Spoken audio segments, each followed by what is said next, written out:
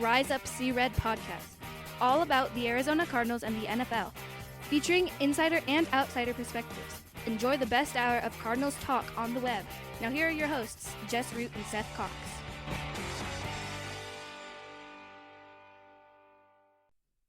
Hello, Arizona Cardinals fans, and welcome to the latest edition of the Rise Up See Red podcast. I'm your host, Jess Root from CardsWire.com, the USA Today NFL Wire site, and my co-host is Seth Cox from RevengeOfTheBirds.com, the SB Nation Arizona Cardinals site, and also one of the hosts of the original Draft Breakdown podcast. Seth, how is everything after getting a bye week? Did you get out of town at all?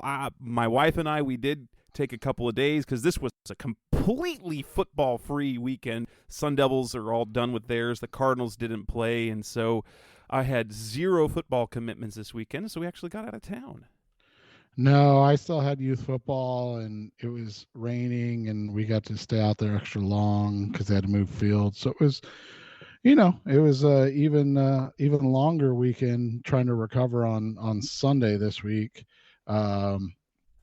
After being out in the pouring rain for about 11 hours on Saturday. But you know what? It's been fun. One more week of games for youth football, and the Cardinals are back this week. So, and they don't play till Monday night. So again, a nice recovery day on Sunday where I don't have too much to worry about. That's good stuff. So, yeah, so this should show, obviously, we don't have any wins or losses to talk about because I mean the only loss is they somehow dropped in the NFL draft from right. the 7th to the 8th pick. So they got better, right? Is that what we're saying? So they became a draft pick better? Yeah, right, exactly. In the bye. They became a pick better in the bye. Yeah. So what we're going to talk about as we hit in this, because there's not much to talk about. The Cardinals did not practice at all last week. They had from Tuesday to Monday off, and well, they went back to the facility on Monday, and then now they're getting ready for the Patriots on Monday Night Football. So we're going to talk about kind of what's going around the division, because the quarterback situation is quite interesting. Kind of handicap the divisional race the rest of the way, and to see if the Cardinals have any chance at all to get back in it. We'll look at the schedule. How many wins can we expect the rest of the way? Talk a little bit about the injuries that players could be getting over, and then preview the game against the Patriots. So let's go ahead and get started in episode 384. Division quarterback situation. The biggest news is, well, there's actually two major things. One, with the Rams, is that Matthew Stafford has gone on injured reserve, and so he will miss at least 4 games, and it probably gives the feeling that he has been shut down for the rest of the year now that they are 3-9, which means John Wolford as the starter, and they picked up Baker Mayfield, who was cut by the Panthers. They claimed him off waivers. Doesn't it look like, so basically the Rams have given up on the season, have they not? Yeah, I mean, they've thrown in the towel. They know there's not any avenue for them to get to the playoffs at this point once they lost this game. So now it's just about evaluating situations. I mean, let's be honest, their season was lost when Cooper Kupp went down. They have not been able to find anybody to replace Odell Beckham Jr. Allen Robinson has been a complete bust of a signing for them. And so it's just one of those situations that you look at that you say, okay, this was, the ultimate hangover year, and maybe the chicken's coming home to roost from not having a first round pick since 2017, I believe it is. Something like that, yeah. And so those things, because that's the trade-off, right? They got the championship. They got the payoff. They got the payoff. Right. So all the players, but that's the one thing. All the players they traded for are older, and so that's the thing. So your window's much smaller. But as you said, they got. I mean, let's be honest. You and I right now would be like, hey, yeah, they're 3-9, but you remember that Super Bowl last year? That was awesome because it would be the first one ever. So maybe it's a little different because the Rams had won a Super Bowl before. But I mean, it'd been 20 years, so I don't know. I always have a hard time getting upset about going for it. But yeah, so they haven't had a first round pick since 2016. So it's not shocking to see that they're struggling, because there's two things that come from that, and Cardinals fans will understand that you can't always pay all your late round picks, because eventually when those guys hit, they get paid too much. When you have them at their third round salary, it's great, right? But now when you have to pay them starting tackle money, and they're only like a third round talent tackle, you're like, oh, this is tough. And then the other thing is, obviously, like I said, all of a sudden that talent gets older. I mean, a guy like Jalen Ramsey, who was maybe the best defensive back in the league for the last 2 seasons, all of a sudden looks really old, right? Like, he just doesn't look as good as he had in the past. And so those things all, like I said, they all come home.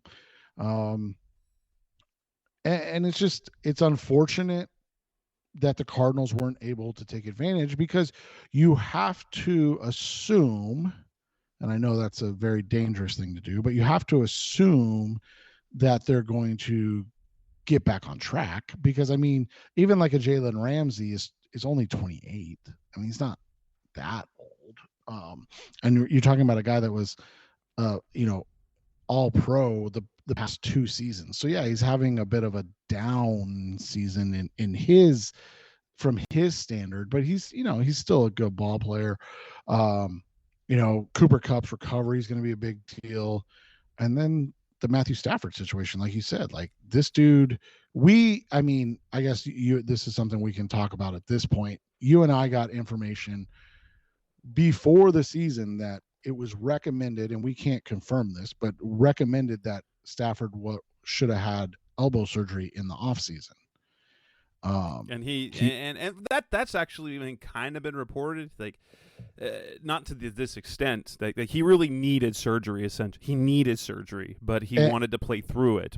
Right, and you saw the outcome, unfortunately, and it's nothing to be happy about. Anytime a guy has a serious injury like that where it requires surgery, and I think that was kind of the thing too, right, is he was going to be lost for the season if he had the surgery, or it was going to be like a pretty long recovery if he had the surgery. So he wanted to try to play through it.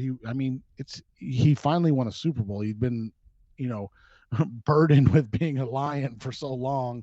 You don't want to just give that up after one season and go back. And so he tried to tough it out, man. It's unfortunate it didn't work out for him. And then he had the other, he has a concussion, and then he comes out of concussion, and then he gets the neck injury.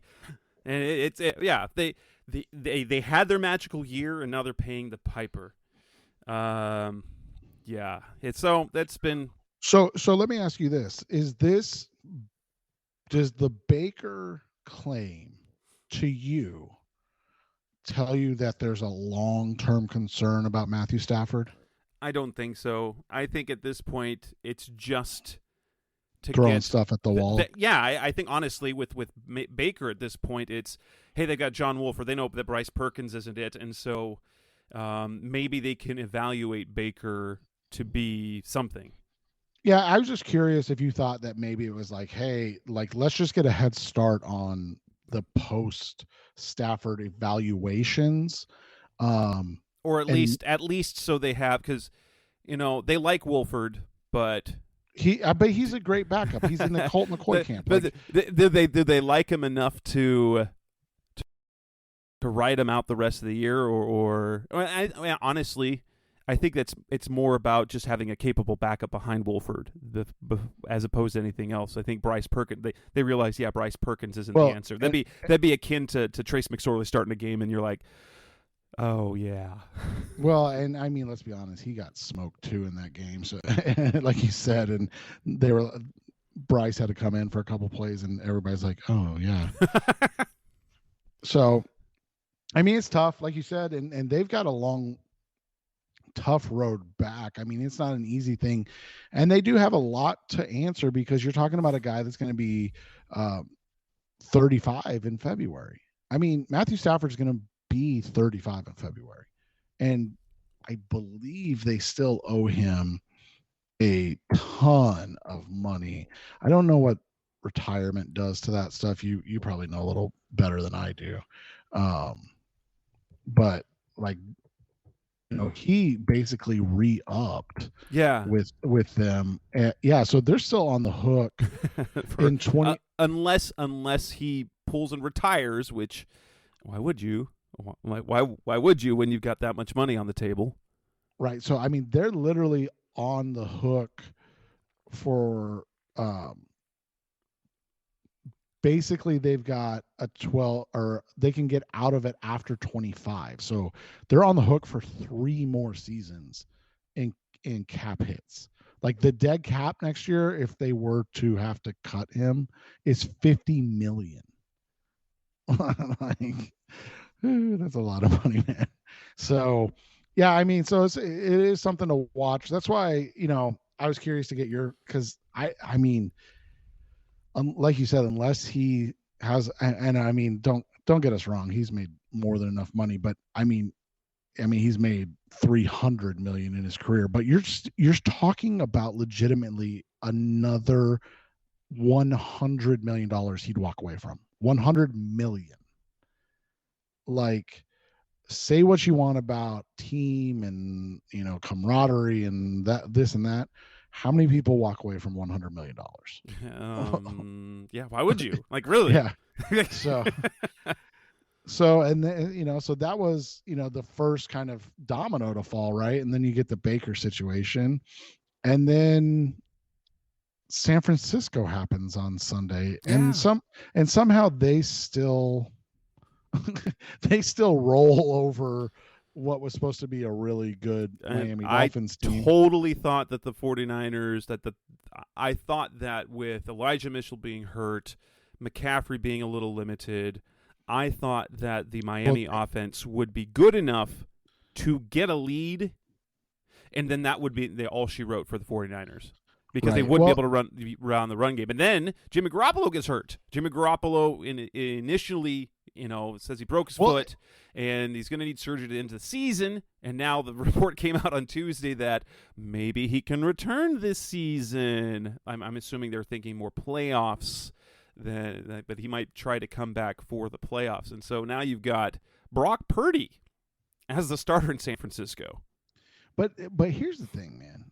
And I mean, you hit it right, but like, here's the thing. It wasn't even that Jimmy got hurt. It was Tua Tagovailoa threw a 75-yard touchdown pass on the first play of the game, and it was 7-0, literally 10 seconds into the game, and everybody's looking around like, oh. And then Jimmy gets hurt on a sack while they're marching down the field. That takes them, that forces them to kick a field goal.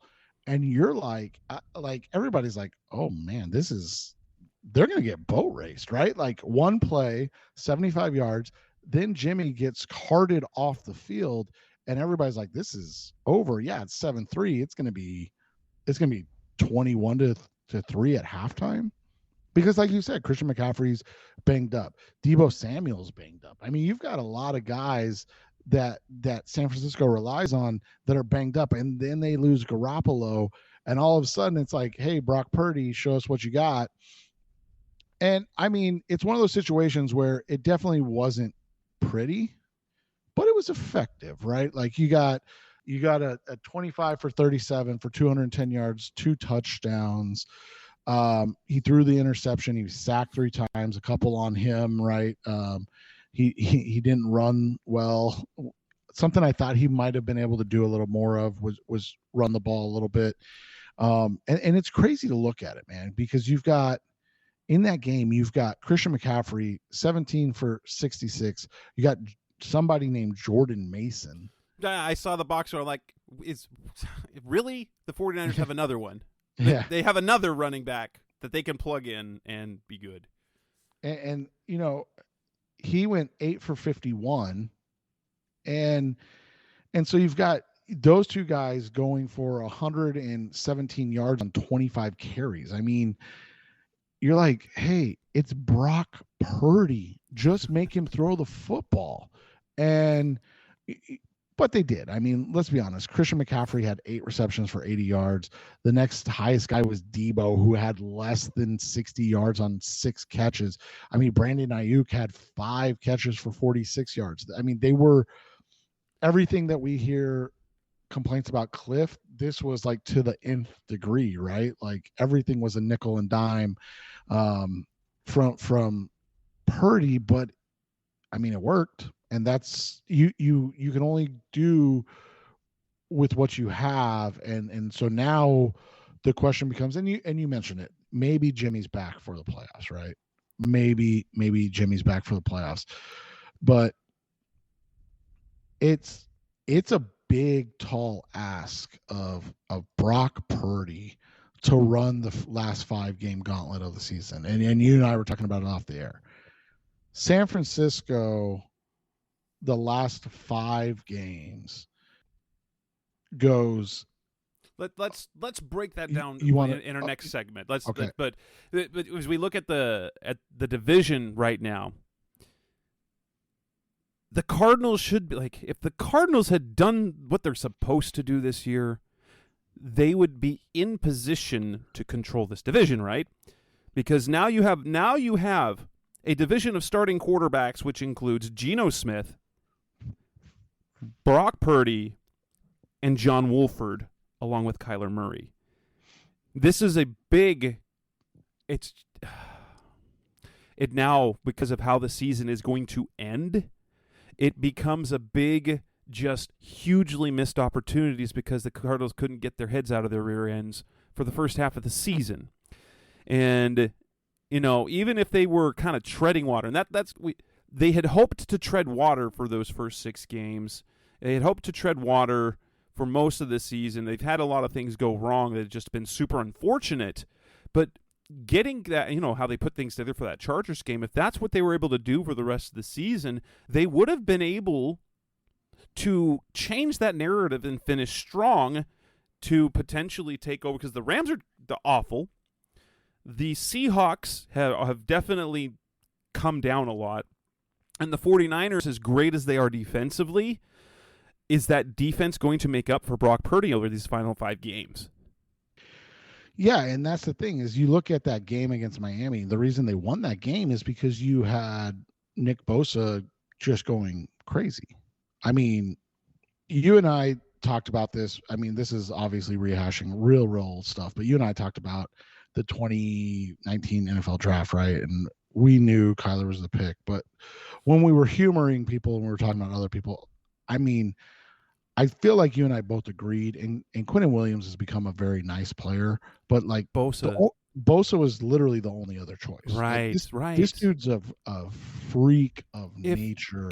Honestly, if Josh Rosen had shown anything and had proven, if he had shown flashes and Cliff could have developed him, then the Cardinals would be in a really, really, really good situation. But I mean, Kyler, you can't. You definitely, especially with the career that Rosen has had, you cannot feel bad about drafting Kyler Murray and the excitement that he has this year.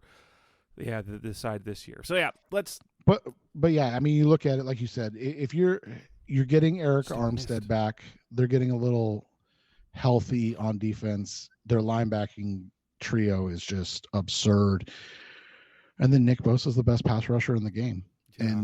And that makes it a lot easier. I mean, think about this. This dude had 15.5 sacks last year coming off a blown knee and led the NFL with 21 tackles for loss. And in 11 games this year, he has 14.5 sacks and 15 tackles for loss. Jeez. Like, he's just a monster. So, yeah, I mean, that's what they're going to rely on, because even with the Purdy win, it wasn't a very good game itself. I mean, it just wasn't a good Coming game. Up next on the Rise Up See Red podcast, the best of Cardinals talk on the web. Let's break down the division race with the quarterback situation at the top. Is there a chance? Like, what can we pick? What can we see in the division the rest of the way? That's coming next on Rise Up See Red. They're back on the Rise Up Sea Red podcast. Best of Cardinals talk on the web. Let's talk about kind of the division race in the NFC West. The 49ers. The 49ers are in control at 8-4. The Seahawks are 7-5. The Cardinals are 4-8, and the Rams are 3-9. It is basically a two-team race. But if we look at, but again, you've got a Seattle team that has been struggling. They did pick up a barely win over the Rams, took a last-minute touchdown, and while they had that 4-game winning streak, they had lost 2 in a row. They lost Buccaneers in Munich, and then they lost it overtime to the Raiders, and suddenly that defense, which was terrible early, then came around and started playing well.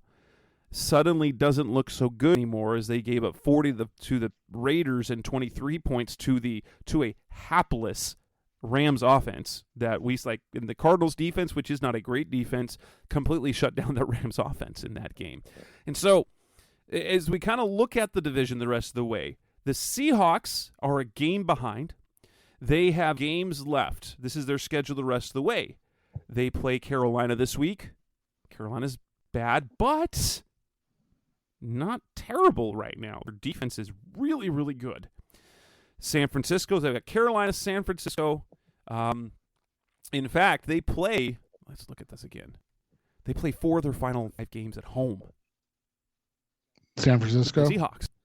They play 4 of their 5 games at home against Carolina, home against San Fran. They go to the Chiefs, Jets, and then they host the Rams.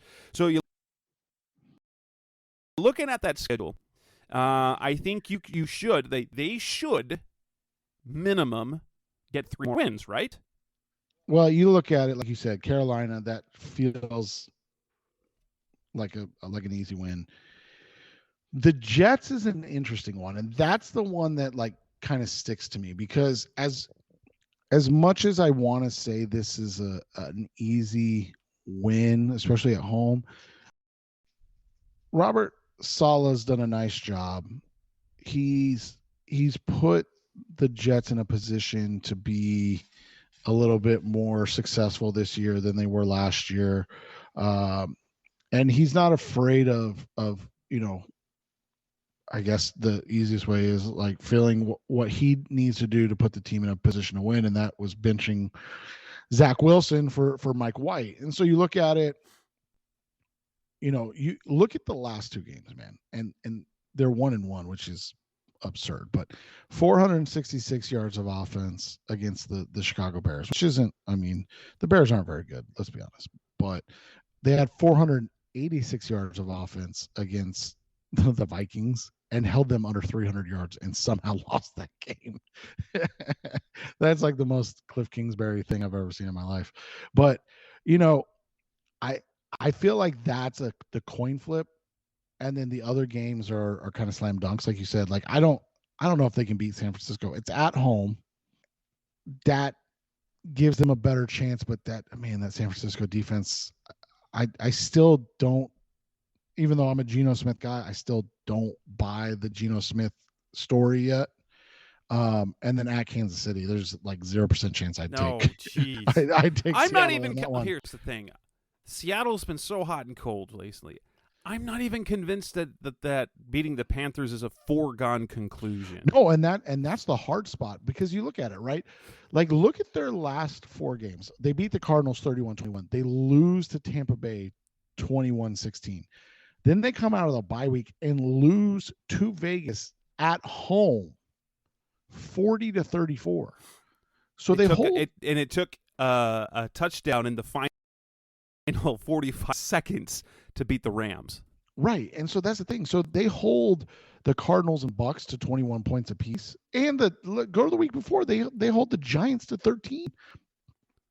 Then they gave up 40 to the Raiders. And I know it happened in OT. Okay, they gave up 34 in the regular game.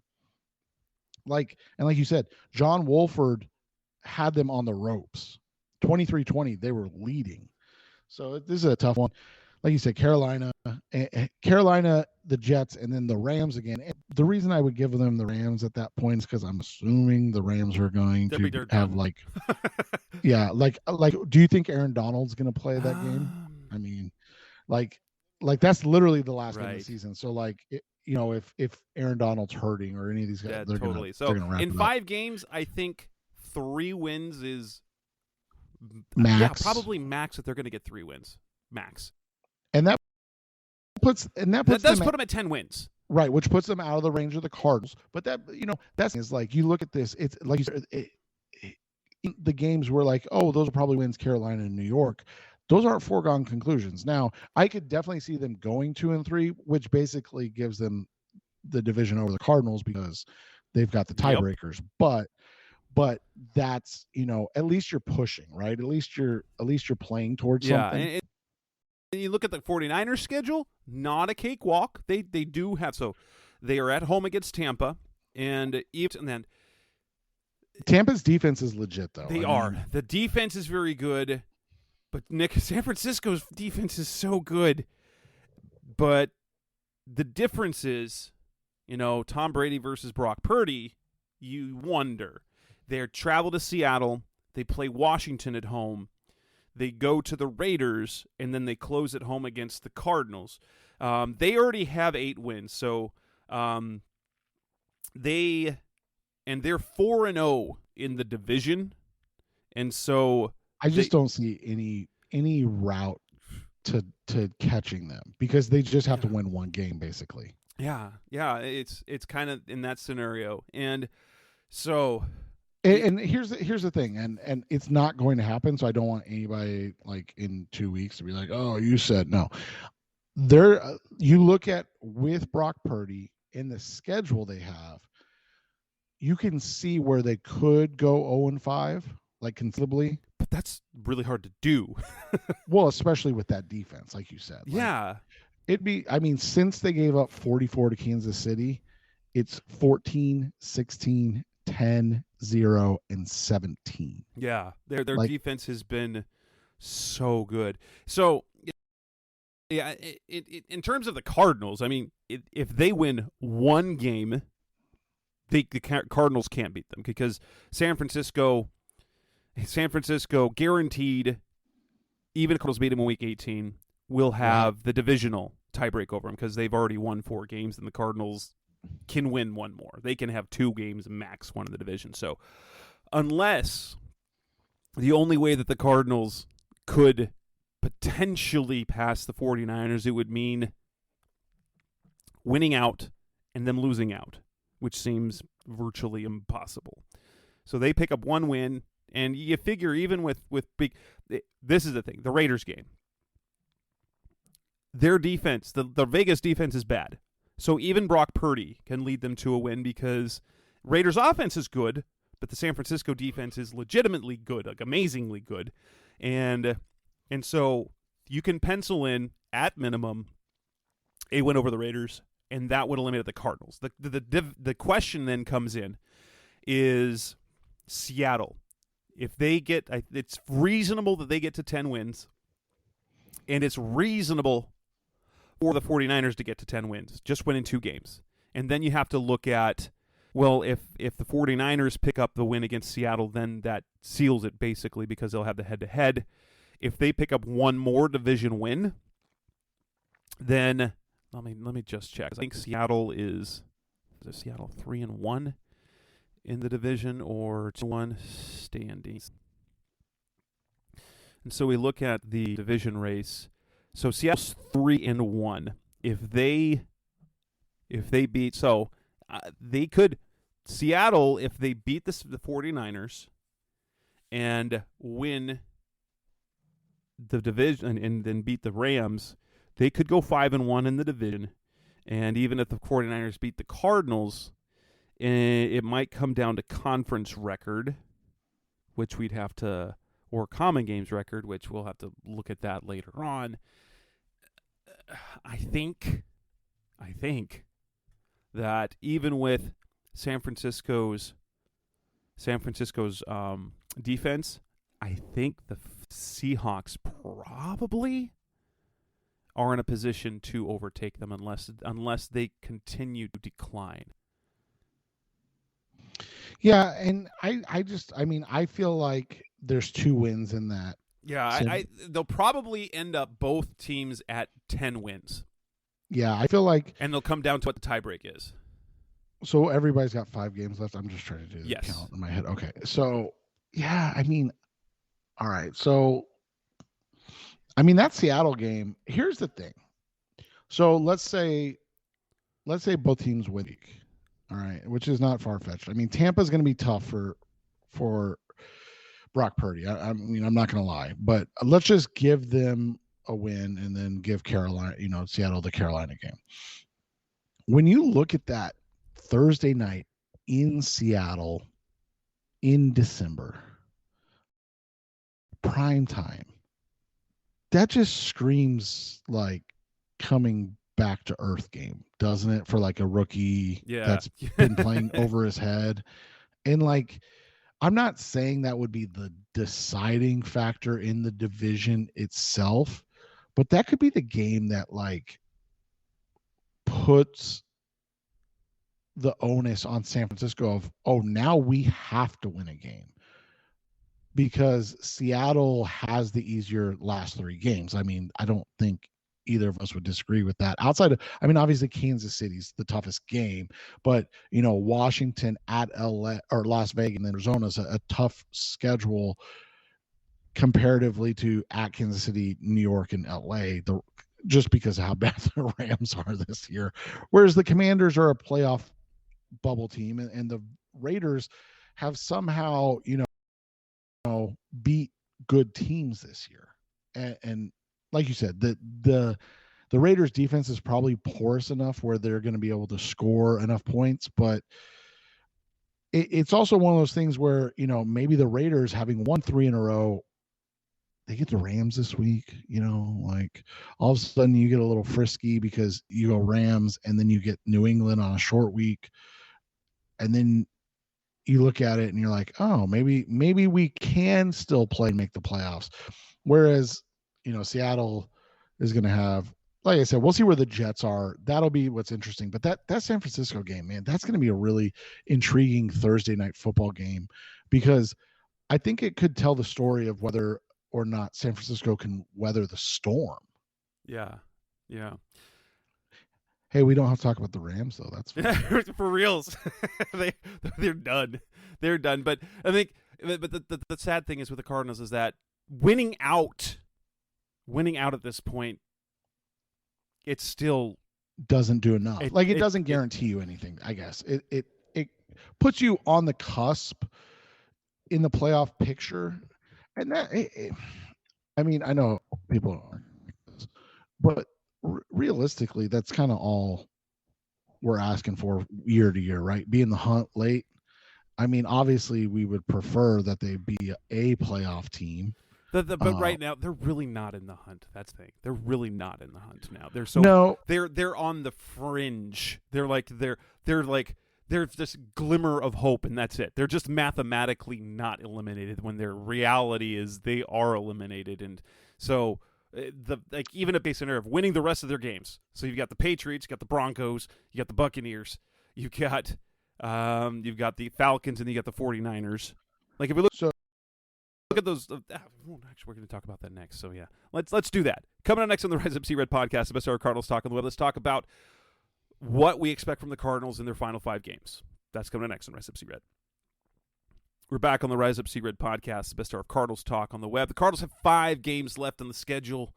We know at best, the best case scenario, they're going to go 9-8, and that's if they win all 5 games. But let's recap the games they've got left on the schedule. They play 3 of their final games, 3 of 5 final games on their own, including 3 of their final 4.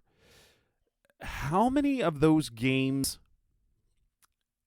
can we reasonably hope that they get wins? And if I'm looking at the schedule, I mean, I believe if they're playing at the level that's reasonably close to what they played against the Chargers, 2 wins is a because they don't beat the Broncos. Broncos and Falcons are 2 games that they should win, and I think they pick up one other one somewhere. And if that's going to be, I think this is the week that they can do that because the Patriots are super hot and cold. And we'll talk about that in that part of the show. But, when the Patriots defense, like there is a very clear line as to the 20-point mark. And I'll talk about that in that part of the show. But the 20-point mark for the Patriots defensively is critical. And so, yeah. And I think the Cardinals, if they've got the offense humming like they did against the Chargers just for 3 quarters, I think they can win that one. So I think kind of a reasonably best-case scenario is seeing them get 3 wins with, if they upset a team, that the absolute best-case scenario we could expect is probably 4. But it would be like, though there is a scenario where I can see them winning all 5. I think the Patriots, they can win. The Broncos, they will win. The Falcons, they should win. The 49ers, they could win. There's Brock Purdy. And then it comes down to that Tampa Bay game on Christmas Day. And San Francisco, it might be where they've clinched the division. They can't, because realistically, they're not catching. You look at it, realistically, they're probably, this is a really, really, really strong statement. They're probably locked into 3rd in the NFC, because I don't see them catching the Eagles. And catching that Vikings team is tough, man, because that's they didn't play head to head, did they? I don't think they did, but no, because that was for the Cardinals. That game was their place. Okay. They got the Chicago Bears. That's right. That's right. Which they lost. So so you look at it like they would have to go, theoretically. They would have to go, 3-2, and the Vikings would have to go 0-5 the rest of the way for them to overtake the Vikings. Which again, everything could happen. I just don't see it happen. Like, if the Vikings win one game, the 49ers are locked into the 3rd place. To me, I don't see the 49ers winning 4 of their last 5 with Brock Purdy at the helm. If Garoppolo comes back in 2 weeks and is 75-80%, that's a different story. But if it's Brock Purdy for 5 weeks, so that's the thing, is like that Cardinals San Francisco game, it could be, who's their backup now? I don't even know, if I'm being completely honest. There could be no Nick Bosa. There could be no Eric Armstead. There could be none of these guys, Dre Greenlaw and Fred Warner and these guys, because they're like, hey, we got to make sure we're healthy. Because you look at it right now, in that 3-6 game, they would get the Giants, but I have a sneaking suspicion it's going to be the Seahawks. Yeah, honestly. Yeah, I think that's a reasonable thing. But yeah, the Cardinals, there is a path to 9-8, but it's probably 7-10. Well, okay, so let's say this. Obviously, it's a step back from last year, right? Yes. So 7-10 is not ideal, but like, is it fireable? Oh, I don't know. When you give them the contract extensions, you don't think that this fireable, especially, they've got there's so many things that have gone wrong this year with the roster wise. But yeah, that comes down to the core, is like, is it fireable? Well, are they going to fire the general manager? Well, that goes back to what we talked about last week, right? So if you're not going to fire Kime, then why? Why get rid of Kingsbury? Why? Right. And so that's what it comes down to. But like, yeah, I think 3 is reasonable to expect. And some people might say, well, that's expecting a lot from this team. And maybe it is. Let's be honest. Maybe it is. This is a very similar situation to Arians. I think it was 17, right? His last year, where they were, if I remember, I'm trying to remember off the top of my head, because they finished 8-8. And they were 4-6. Now, a little better than 4-8, but they were 4-6. And then they kind of like just flip-flopped every game until they got to 6-8 when they lost to Washington in that dumb hell game where there was under 500 total yards of offense between the two teams, and you're like, what are we watching? And then they go and beat the Giants in Seattle, right? Yeah. And that was Seattle when Seattle was competing for a playoff spot and everything. So you got the Drew Stanton win just as a yeah, and they kind of knew it was BA's last game, and they're fighting for a playoff spot, and if they win that game, they're in the playoffs. And so yeah, just one of those situations, right? That's kind of what this reminds me of. Outside of I know they're 4-8, so you're like, well, they can't get to. But I mean, if they end up at 7-10 or 8-9, like you're saying, like it's not ideal. Don't get me wrong. Like they should have been a better team, and there are games you're going to look back at, right? You're going to look back at the first Rams game and be like, how do you have 365 yards of offense and score 12 points? You're going to look back at the Eagles game and go, why did Steve Keim hire a kicker that can't kick more than 35 yards? The Seahawks game were the 9 points. Right. And you're gonna look back at the Chargers game, the stupid Chargers game. Right, the Chargers game, and be like, what were we doing there? I mean, those are 3 games right now where, and by the way, those are all 1-score games. So they're 2-6 in 1-score games. If they're 4-2, they're 6-6.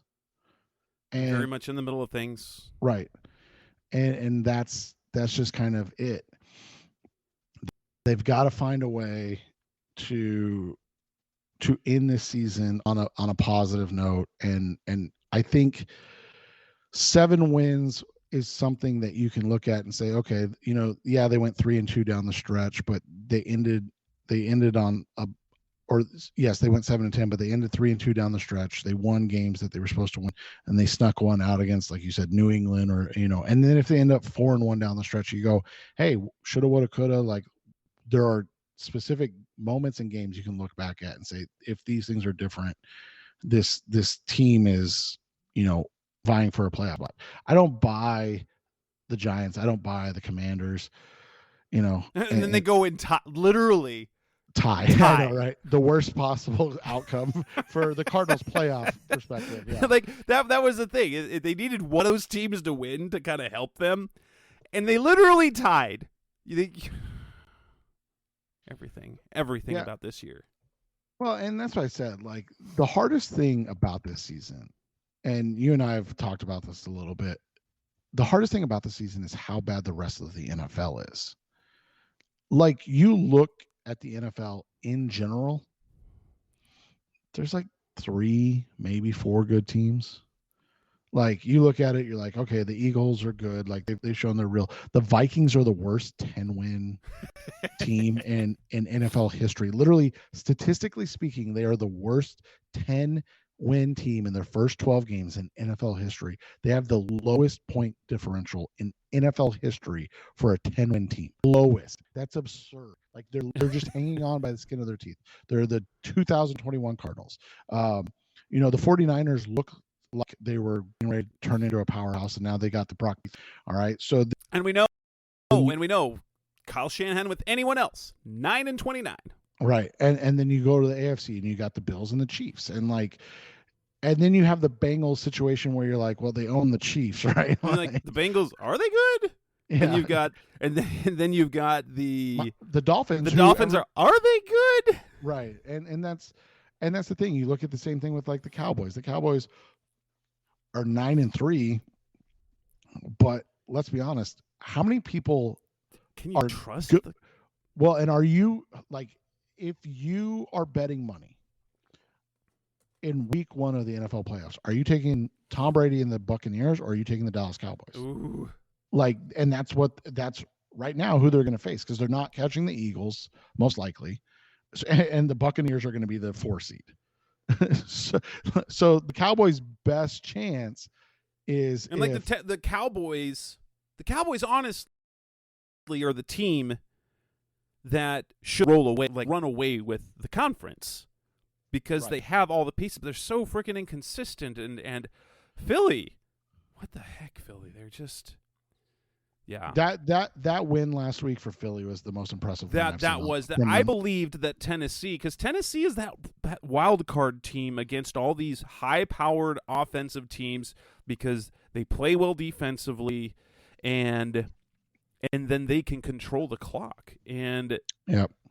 Well, and by the way, I mean, I know this is not a Titans podcast, but you want to see ownership in action.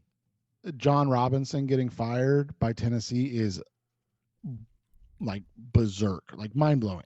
Like they're literally going to win the conference or the division for, I think, like the what is it, fourth straight season?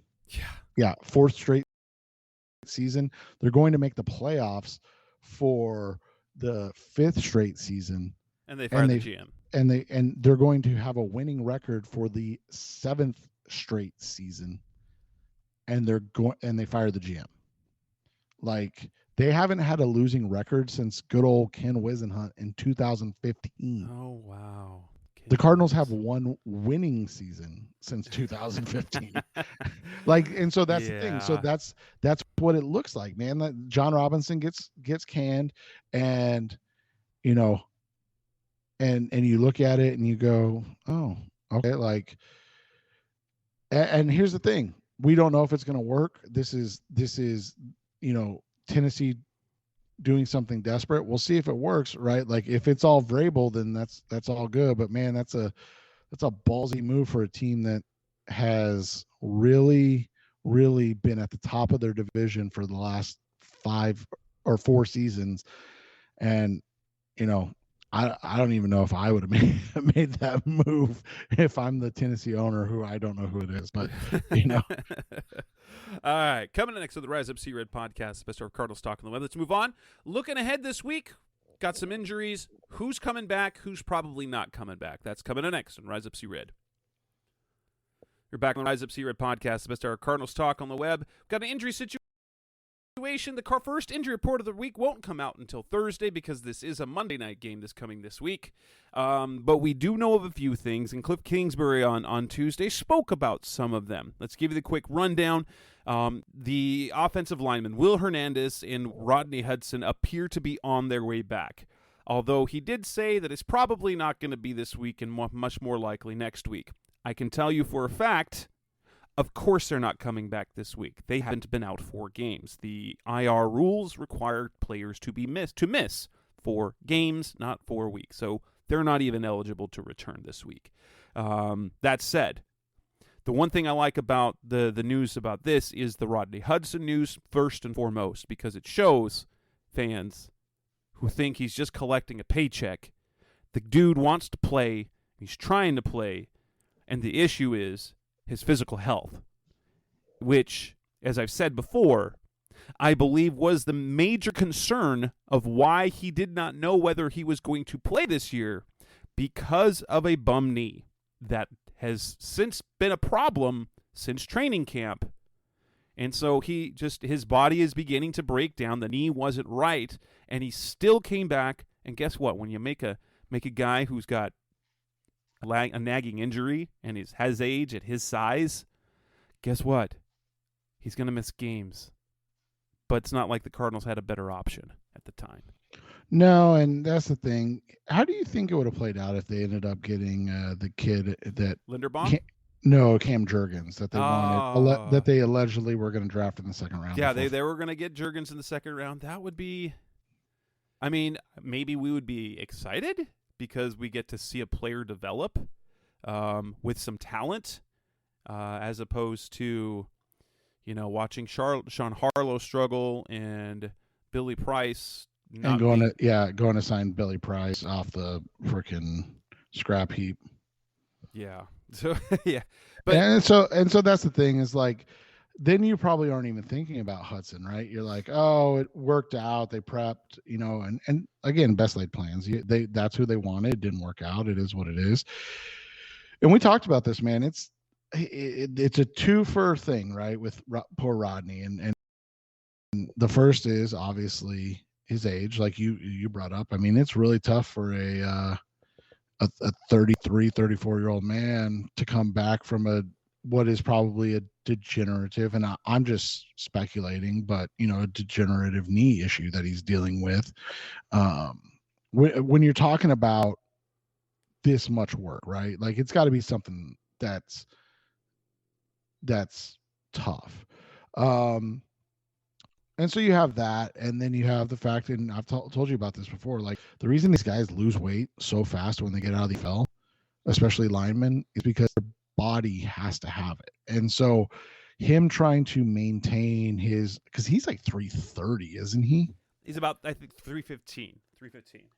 So, I mean, him trying to maintain 315 pounds is a lot, because you have to remember, he's only 6'2". So he's legitimately my height. And this dude weighs 60 pounds more than I do. I know how my body feels after standing for 11 hours coaching football on the sidelines. I can't imagine, and I've blown out my knee. Like, so I have blown out my knee when I played in high school. And like, I know like what I'm 20 years post surgery on my knee. So like my time for regular knee surgery is coming. I can't imagine what a guy that's carrying extra 60 pounds has to maintain it. Because that's what I understand is like, it's easy to rehab, and easy, a strong word, obviously. It's easy to rehab. It's a lot harder to rehab while you're having to maintain your weight and get at a level where you have to play center in the NFL while also trying to get healthy so you can move laterally and things of that nature. And just, I mean, the fact he's even trying it shows that, like, yeah, he's still in it. This is a dude that wanted to finish, if this is his last season, he wanted to finish his career on field, not on the side. Yeah, and so he wasn't schluffing around. Now, the Cardinals also have players coming back, so they've got the receivers, Greg Dortch and Rondale Moore had the groin injury, Dortch with the thumb injury. It sounds like Dortch will probably be able to play. He'll probably be able to play. Rondale Moore is going to be more of a stretch, and he will be day-to-day with his back injury. Now, what's interesting is what we're going to see playing out is where are there other injuries. The Cardinals worked out punters and snappers last week, which right. raised some red flags, unless they're just scouting for next year because both are free agents. And let's be honest, I like Andy Lee and Aaron Brewer, but both should have been replaced by now.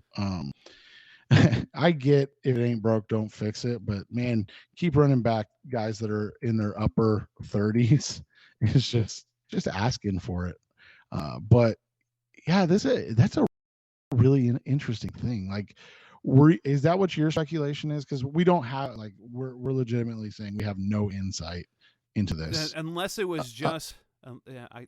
I'm guessing, because I think this is the time of year when they start bringing in players to look for future contracts to sign them in the futures. Yeah, and so I think that's part of it. Like today, Tuesday, they had quarterback Carson Strong in among some of the players they brought in. But I think it's just that time of year. December is evaluation. If that said, I'm like, wait a minute, punters and long snappers, did they get sick? Right. Did someone get hurt? And then they re-sign Michael Dogby and Blake Lynch to the practice squad. You're like, okay, does that mean that there's an injury? There's a new injury on the defensive line at the linebacker position. It says because Cliff Kingsbury doesn't just give that information up. No, he only will talk about it if someone asks him about it. And those were known injuries, and so they were asking about that. Any new injuries, he'd probably say, well, you'll see the first injury report on Thursday. So, yeah. Well, and that's one of those situations too, man, where like Justin and I actually talked about it on last night's podcast. Cliff is a college guy at heart, and that's one of the biggest things from college guys is that they never have to talk about injuries, ever. Like, they don't have to disclose injuries. So, like, we were talking specifically about Ohio State's Jackson Smith and Jigba, who's been out for virtually the entire season, and he was a lot of people's wide receiver one coming into the season. He took a hit, but he's had something wrong with his leg. Like, he took a hit to the head, but he's had something wrong with his leg all season. And he's finally said, like, he's not going to play in the college football playoffs, and he's going to just get ready for the NFL draft, and it's going to take that long for him to get healthy.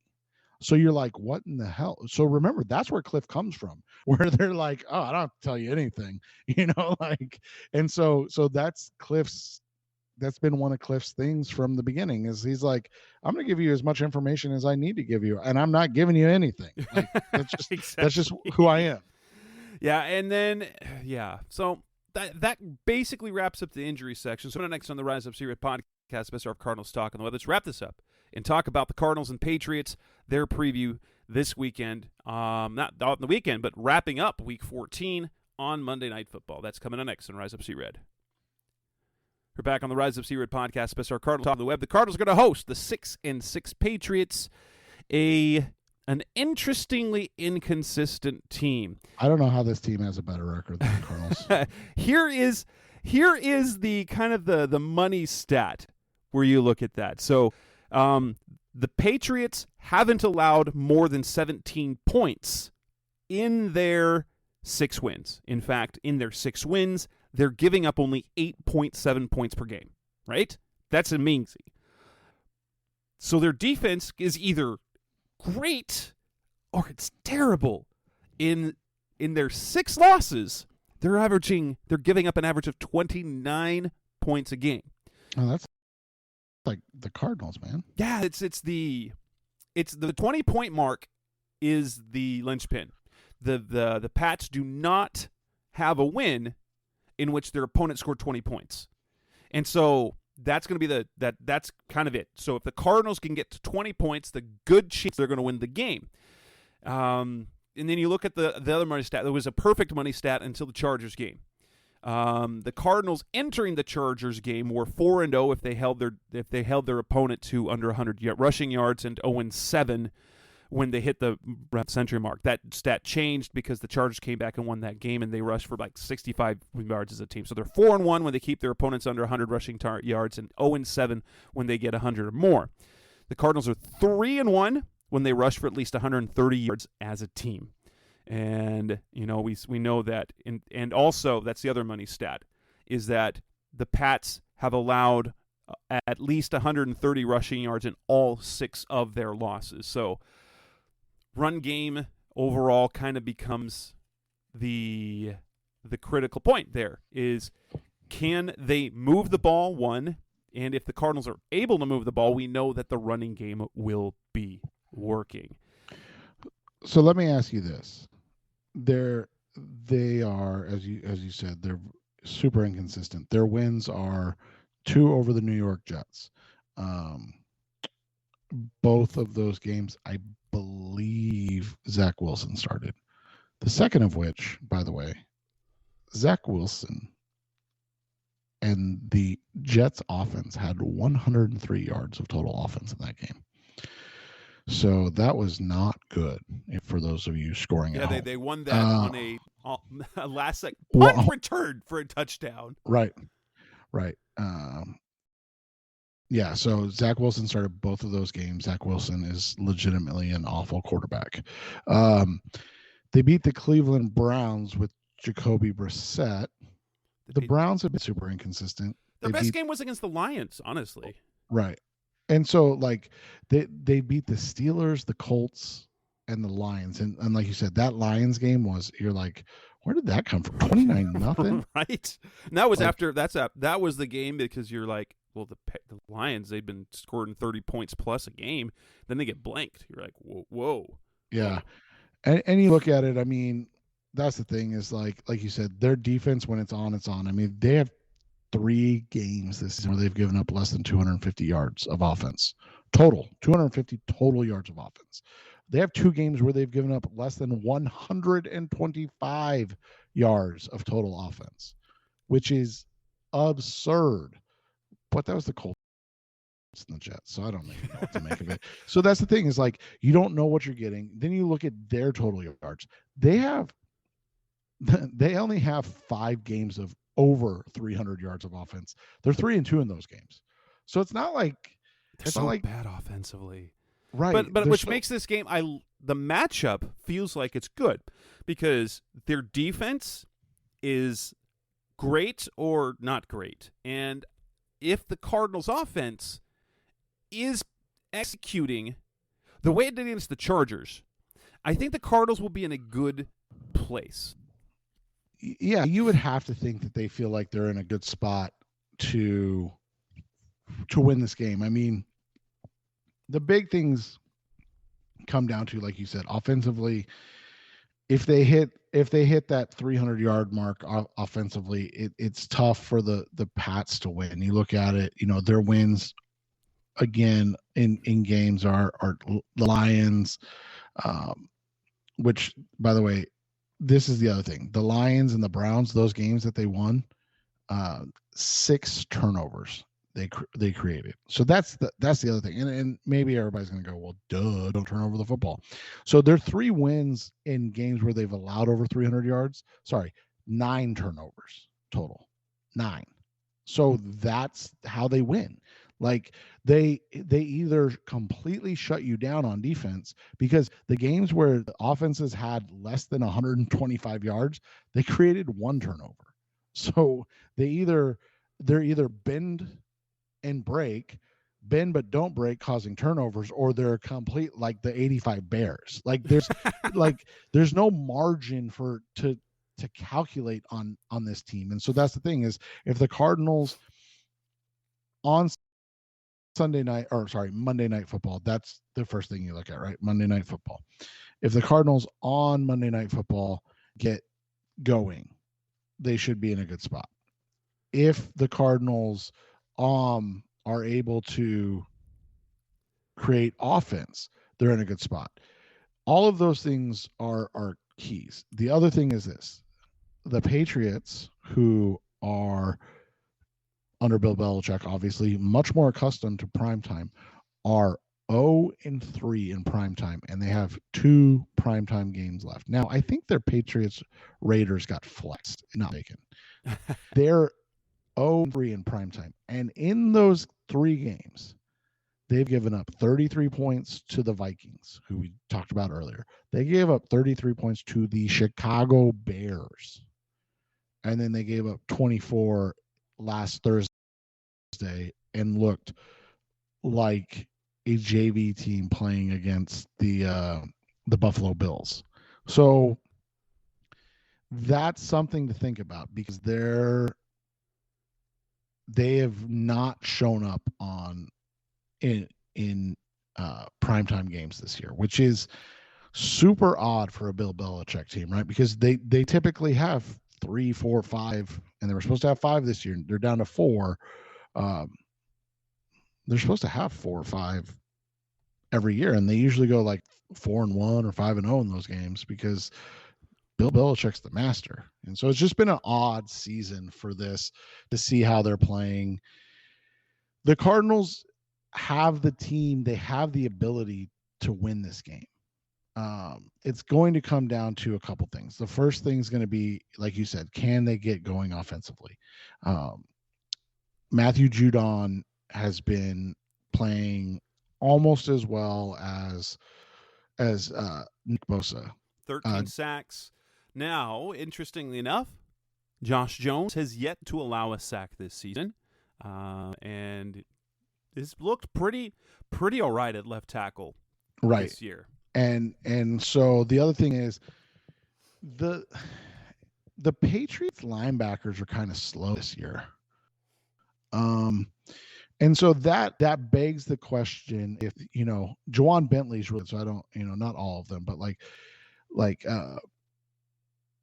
Jelani Tavai and Mac Wilson, like these guys, like they're not the fly around guys that you're used to.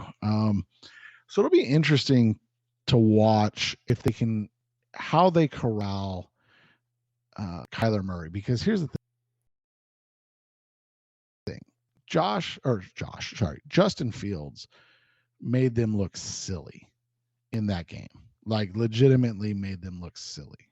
And so while Kyler doesn't run for yardage in the similar way, he creates havoc in a similar way, making them chase. And so are they going to be able to contain Kyler?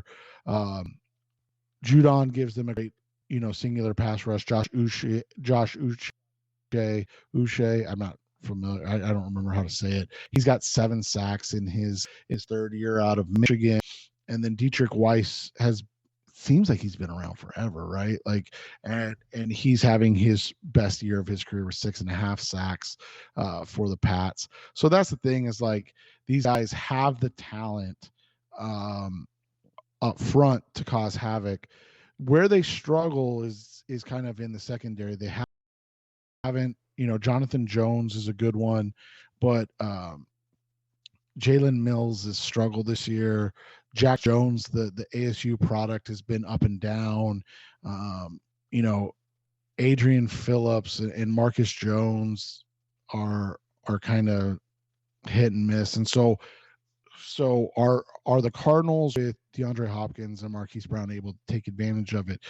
At the end of the day, I mean, as simple as it sounds, if you create space for Kyler Murray and allow him to attack, I think the Cardinals win this game. If you end up having to go max protect or, can't protect Murray, that's the type of game that the Patriots are able to win typically. I think the Cardinals can do that this week. I think they get a 27-17 win. And I've got them picking up a 24-20 win. I believe that they will have some of the same success that they had offensively against the Chargers. The difference will be they both ran out in their last 3 possessions in the fourth quarter. So, and had they picked up 1 or 2 first downs in that one, they would have won that game. You'd be looking at instead of a 4-8 team, a 5-7 team beating the Pats, going to 6-7, and then actually, then you feel like with what's happening in the division, you feel like they can make some waves. Well, and the crazy thing is, if you think about it, man, if they're 5-7, they're legitimately like in the playoff picture. So I mean, that's what I said. At the end of the day, I think my frustration with this season has been more that all these other teams are so bad. Why did you pick the same year to be bad? Exactly. And with that, we'll wrap up this edition of the Rise Up Sea Red podcast, the best of our Cardinals talk on this episode 384. Looking forward to the Cardinals playing at home on Monday Night Football in State Farm Stadium. Get out to the field, show up in the Cardinals red or black or whatever. Just show up so we don't get a bunch of Patriots fans at the stadium. And we'll be back next week talking about this game, looking ahead to their game against the Broncos. That's Seth Cox. I'm Jess Root. This is the Rise Up Sea Red podcast. Thanks for listening, as always. Thanks for listening to the latest edition of the Rise Up Sea Red podcast. Listen to previous episodes and subscribe to the show on Apple Podcasts, Stitcher Radio, Audioboom, or many other podcast platforms so shows are delivered directly to your mobile device. Please give the show a 5-star rating and always support the sponsors who support the show. We'll be back soon for the best hour of Cardinals talk on the web. Rise up, Red Sea, be Red Sea Red, and of course, Rise Up Sea Red.